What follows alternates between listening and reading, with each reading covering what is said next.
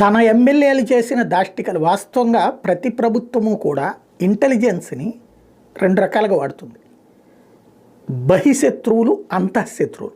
బహిశత్రువులు అంటే బయట నుండి వ్యవహారాలు చేసేవాళ్ళు, లైక్ నక్సలైట్ల, తీవ్రవాదుల, లేదంటే అసాంఘిక కార్యకలాపాలు చేసే రౌడీల, లేకపోతే క్రిమినల్సా, గంజాయోళ్ళ, డ్రగ్స్ వాళ్ళ, వీళ్ళ మీద నిఘా వేసేది ఒక వర్గం ఇంటెలిజెన్స్లోనే ఉంటుంది.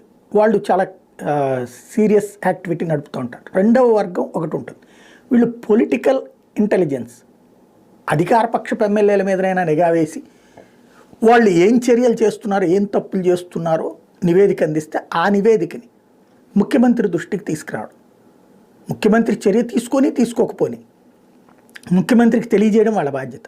చంద్రబాబు నాయుడు గారు అది చాలా బాగా ఫాలో అవుతారు. అనేక మంది ఎమ్మెల్యేలు పిలిపిస్తున్నారు, ఆయనే చెప్తున్నారు, పిలిపించాను నేను వాళ్ళతో మాట్లాడి. ఎందుకని?